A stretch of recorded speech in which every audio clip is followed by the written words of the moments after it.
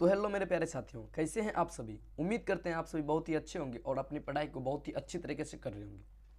तो दोस्तों, आज की क्लास में हम इस चैनल के माध्यम से करेंगे यानी 10th का जो हिस्ट्री चैप्टर 1 है, यूरोप में राष्ट्रवाद का उदय, उनका 50 सबसे इंपॉर्टेंट ऑब्जेक्टिव क्वेश्चन करेंगे जो बिहार बोर्ड 2027 एग्जाम के लिए बेहद महत्वपूर्ण होने वाली है।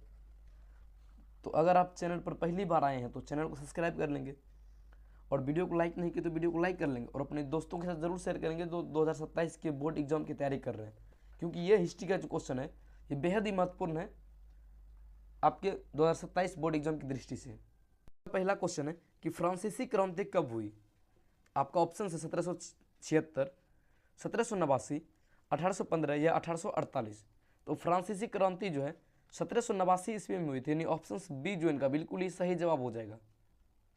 और आप लोग का अगला प्रश्न जो है, प्रश्न नंबर सेकंड है कि नेपोलियन कोड किस वर्ष लागू हुआ। 1791, 1804, 1810 या 1821।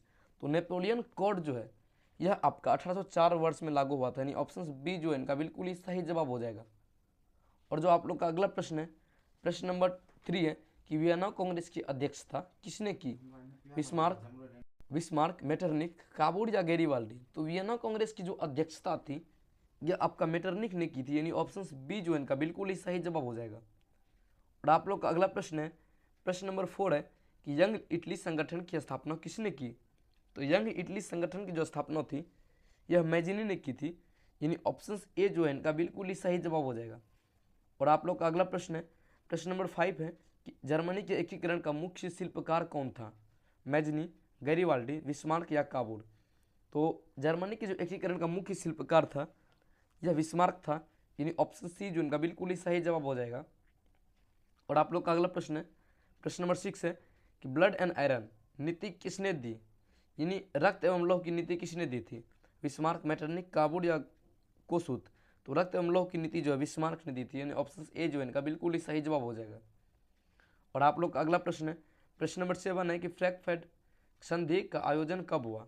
1815, 1830, 1848 या 1871।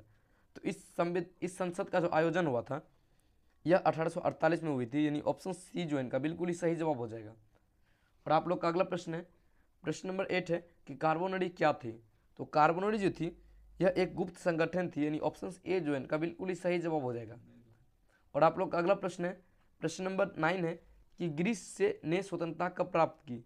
तो ग्रीस ने जो स्वतंत्रता प्राप्त की थी यह 1832 में की थी, यानी ऑप्शन बी जो इनका बिल्कुल ही सही जवाब हो जाएगा।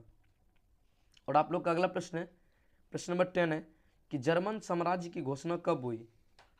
तो जर्मन साम्राज्य की जो घोषणा हुई थी यह 1871 में हुई थी, यानी ऑप्शन सी जो इनका बिल्कुल ही सही जवाब हो जाएगा। और आप लोग का जो अगला प्रश्न है, प्रश्न नंबर 11 है कि इटली के एकीकरण में किस राज्य का प्रमुख भूमिका थी।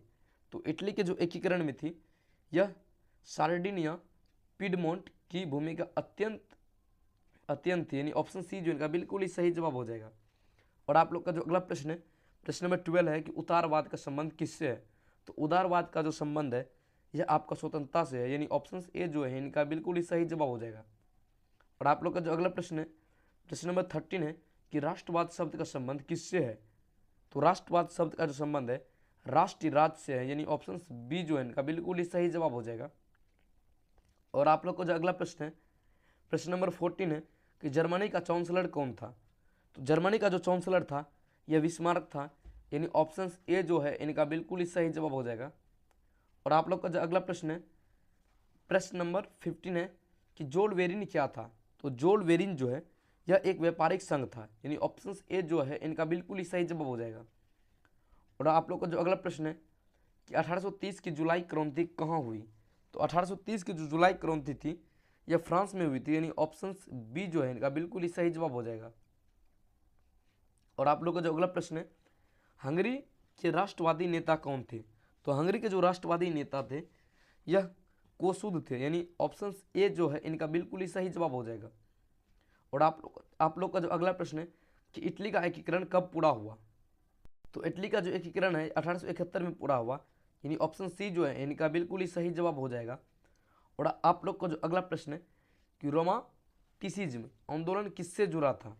तो रोमांटिसिज्म आंदोलन जो है यह आपका राष्ट्रवाद से जुड़ा था, यानी ऑप्शन सी जो है इनका बिल्कुल ही सही जवाब हो जाएगा। और आप लोग का जो अगला प्रश्न है कि वियना कांग्रेस का मुख्य उद्देश्य क्या था, तो वियना कांग्रेस का जो मुख्य उद्देश्य था यह राजतंत्र की पुनर्स्थापना थी, यानी ऑप्शन सी जो इनका बिल्कुल ही सही जवाब हो जाएगा। और आप लोग का जो अगला प्रश्न है कि जर्मनी का एकीकरण किस वर्ष पूर्ण हुआ, तो जर्मनी का एकीकरण 1871 ईस्वी में पूर्ण हुआ, यानी ऑप्शन सी जो है इनका बिल्कुल ही सही जवाब हो जाएगा। और आप लोग का जो अगला प्रश्न है कि नेपोलियन किस देश का शासक था, तो नेपोलियन जो है यह फ्रांस का शासक था, यानी ऑप्शन बी जो है इनका बिल्कुल ही सही जवाब हो जाएगा। और आप लोग का जो अगला प्रश्न है 48 की क्रांति 1848 की क्रांति का संबंध किससे था, यानी 1848 का क्रांति का संबंध किससे था, तो इनका जो संबंध था यह राष्ट्रवाद से था, यानी ऑप्शन ए जो है इनका बिल्कुल ही सही जवाब हो जाएगा। और आप लोग का जो अगला प्रश्न है प्रश्न नंबर 24 है कि कंजर्वेटिव विचारधारा का संबंध किससे है, तो इनका जो संबंध है यह परंपरा से है, यानी ऑप्शन सी जो है इनका बिल्कुल ही सही जवाब हो जाएगा। और आप लोग का जो अगला प्रश्न है कि इटली के प्रधानमंत्री कौन थे जिन्होंने एकीकरण में भूमिका निभाई, तो वो कौन प्रधानमंत्री थे जिन्होंने जर्मनी के एकीकरण इटली के एकीकरण में भूमिका निभाई थी, तो ये प्रधानमंत्री जो थे यह काबूर थे। कौन थे? काबूर, यानी ऑप्शन बी जो इनका बिल्कुल ही सही जवाब हो जाएगा। और आप लोग का जो अगला प्रश्न है प्रश्न नंबर 26 है कि नेपोलियन कोड का दूसरा नाम क्या था, तो नेपोलियन कोड का जो दूसरा नाम था यह सिविल कोड था, यानी ऑप्शन ए जो है इनका बिल्कुल ही सही जवाब हो जाएगा। और आप लोग का जो अगला प्रश्न है कि वियना कांग्रेस कब हुई थी, तो वियना कांग्रेस जो है 1815 ईस्वी में हुई थी, यानी ऑप्शन ए जो है इनका बिल्कुल ही सही जवाब हो जाएगा। और आप लोग का जो अगला प्रश्न है प्रश्न नंबर 428 है कि यंग यूरोप संगठन किसने बनाया, तो यह संगठन जो है यह मेजनी ने बनाया, यानी ऑप्शन ए जो है इनका बिल्कुल ही सही जवाब हो जाएगा। और आप लोग का जो अगला प्रश्न है प्रश्न नंबर 29 है कि गैरीबाल्डी किस देश से संबंधित थे, तो गैरीबाल्डी जो है इटली से संबंधित है, यानी ऑप्शन सी जो है इनका बिल्कुल ही सही जवाब हो जाएगा। आप लोग का अगला प्रश्न है कि जर्मनी के एकीकरण में कितने युद्ध हुए, तो जर्मनी के एकीकरण में जो है टोटल 3 युद्ध हुए, यानी ऑप्शन सी जो इनका बिल्कुल ही सही जवाब हो जाएगा। और आप लोग का जो अगला प्रश्न है प्रश्न नंबर 31 है कि ब्लैक रेड गोल्ड ध्वज किस देश से संबंधित है, तो यह जो है जर्मनी से संबंधित है, यानी ऑप्शन सी जो है इनका बिल्कुल ही सही जवाब हो जाएगा। और आप लोग का अगला प्रश्न है प्रश्न नंबर 32 है कि ग्रीस की स्वतंत्रता का समर्थन किस कवि ने किया, तो इनके स्वतंत्रता का जो समर्थन है यह वायरल ने किया था। किसने? वायरन ने किया था। और दोस्तों इतना क्वेश्चन तो कर चुके 32। आपका जो है अदर विषय का भी देखना चाहते हैं, जैसे मैथमेटिक्स हो गया, मैथमेटिक्स का भी हम 3-4 वीडियो दे चुके हैं, यानी प्रश्न वाली 1.1, 1.2, 1.3 और 1, इन तीनों का वीडियो दे चुके हैं। अगर आप चाहते हैं कि मैथमेटिक्स का भी तैयारी बेहद आसानी से हो, तो आप हमारे चैनल के माध्यम से जो है मैथमेटिक्स की भी क्लास कर सकते हैं। इसका लिंक जो हम डिस्क्रिप्शन में दे देंगे आज। और मैथमेटिक्स के अलावा ज्योग्राफी भी आप कर सकते हैं, और भी जो सब्जेक्ट आपको करना चाहे सभी सब्जेक्ट्स का जो है वीडियो इस चैनल के माध्यम से क्लास 10th का दिया जाता है, जो 2027 के लिए बेहद महत्वपूर्ण है। तो चलिए आज की क्लास को कि अगला प्रश्न करते हैं। प्रश्न नंबर 33 है कि इटली के राष्ट्रवादी नेता मैजनी किस विचारधारा से जुड़े थे, तो ये मैजनी जो है यह आपका उदारवादी विचारधारा से जुड़े थे, ऑप्शन बी जो इनका बिल्कुल ही सही जवाब हो जाएगा। मैथमेटिक्स की क्लास आप कीजिएगा, अगर आपको वीडियो अच्छा लगेगा तो ही आप इस चैनल के माध्यम से कीजिएगा, नहीं तो आप कोई बात नहीं, आप कमेंट में बता दीजिएगा कि आपको अच्छा लगा या ना लगा, जिसके लिए हम आपके लिए कुछ सुधार करके नया वीडियो दे सकें। और आप लोग का जो अगला प्रश्न है कि जनता का राष्ट्र विचार किससे जुड़ा है, तो जनता का जो राष्ट्रीय विचार है यह राष्ट्रवाद से जुड़ा है, यानी ऑप्शन ए जो है इनका बिल्कुल ही सही जवाब हो जाएगा। और जो है आप लोग का अगला प्रश्न है कि फ्रैंकफर्ट संसद कहाँ बुलाई गई थी, तो फ्रैंकफर्ट संसद जो है यह फ्रैंकफर्ट में बुलाई गई थी, ऑप्शन सी जो इनका बिल्कुल ही सही जवाब हो जाएगा। और आप लोग का जो अगला प्रश्न है कि जर्मनी के एकीकरण के समय सम्राट कौन बना, तो जर्मनी के जो एकीकरण थे उस समय सम्राट विलियम वन बना था, यानी ऑप्शन ए जो है इनका बिल्कुल ही सही जवाब हो जाएगा। और आप लोग का जो अगला प्रश्न है कि इटली के एकीकरण में गैरीबाल्डी ने किस सेना का नेतृत्व किया, तो इन्होंने जो है रेड शर्ट सेना का नेतृत्व किया था, यानी ऑप्शन ए जो है इनका बिल्कुल ही सही जवाब हो जाएगा।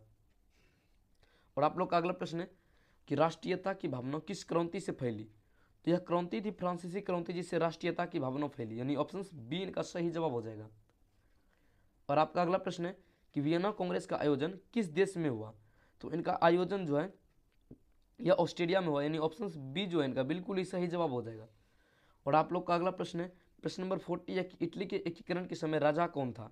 तो इटली के एकीकरण के समय विक्टर एमेनुअल सेकेंड राजा था वहाँ का, यानी ऑप्शन ए जो है इनका बिल्कुल ही सही जवाब हो जाएगा। और आप लोग का अगला प्रश्न है कि 1848 की क्रांति सबसे पहले कहाँ शुरू हुई? तो 1848 की जो क्रांति सबसे पहले शुरू हुई थी यह आपका फ्रांस में हुई थी, ऑप्शन ए जो है इनका बिल्कुल ही सही जवाब हो जाएगा। और आप लोग का अगला प्रश्न है प्रश्न नंबर 42 है कि राष्ट्रीय राज्य की अवधारणा किससे जुड़ी है? तो राष्ट्रीय राज्य की अवधारणा जो है राष्ट्रवाद से जुड़ी है, यानी ऑप्शन ए जो है इनका बिल्कुल ही सही जवाब हो जाएगा।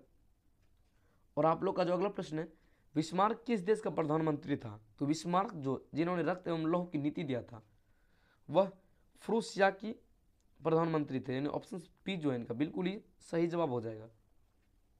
और आप लोग का अगला प्रश्न है प्रश्न नंबर 44 है कि इटली का एकीकरण किस वर्ष शुरू हुआ था? तो इनका एकीकरण जो है यह आपका 1859 में शुरू हुआ था, यानी ऑप्शन बी जो इनका बिल्कुल ही सही जवाब हो जाएगा। और आप लोग का अगला प्रश्न है कि मेटरनिक युग किससे संबंधित है? तो मेटरनिक युग जो है कंजर्वेटिव व्यवस्था से संबंधित है। किससे? कंजर्वेटिव व्यवस्था से, यानी ऑप्शन सी जो इनका बिल्कुल ही सही जवाब हो जाएगा। और आप लोग का अगला प्रश्न है नेपोलियन की हार किस युद्ध में हुई? तो नेपोलियन की जो हार थी यह आपका वाटरलू युद्ध में हुई थी, ऑप्शन ए जो है इनका बिल्कुल ही सही जवाब हो जाएगा। और जो है आप लोग का अगला प्रश्न है प्रश्न नंबर 47 है कि जर्मनी का एकीकरण किस स्थान पर घोषित हुई? तो इनका एकीकरण जो है यह आपका वर्साय की स्थान पर घोषित हुई, ऑप्शन सी जो इनका बिल्कुल ही सही जवाब हो जाएगा। और आप लोग का अगला प्रश्न है कि 1830 की क्रांति के बाद फ्रांस का राजा कौन बना? तो यह इनके बाद जो राजा बनी थी यह लुई फिलिप बना, यानी ऑप्शन ए जो है इनका बिल्कुल ही सही जवाब हो जाएगा। और आप लोग का जो अगला प्रश्न है यूरोप का रोगी किसे कहा जाता था? तो यूरोप का जो रोगी है तुर्की को कहा जाता था, यानी ऑप्शन सी जो इनका बिल्कुल ही सही जवाब हो जाएगा। और आप लोग का अगला प्रश्न है प्रश्न नंबर 50 है कि राष्ट्रवाद की भावना को बढ़ाने में किसने प्रमुख भूमिका निभाई? तो कवि और कलाकार ने, यानी ऑप्शन ए जो है इनका बिल्कुल ही सही जवाब हो जाएगा। तो दोस्तों ये थी आज की 50 VBI ऑब्जेक्टिव क्वेश्चन चैप्टर 1 के। अगर आपको वीडियो अच्छा लगा हो तो वीडियो को लाइक करें, चैनल पर नए हैं तो चैनल को सब्सक्राइब कर लें। और जो है अगले वीडियो में हम इस चैनल के माध्यम से इसका जो है यूरोप में राष्ट्रवाद का उदय का शॉर्ट और दीर्घ उत्तर प्रश्न करने वाले हैं। तो मिलते हैं इसी तरह के नए वीडियो के साथ, तब तक आप अपना ख्याल रखें, अपने परिवार का ख्याल रखें। जय हिंद, जय भारत, धन्यवाद।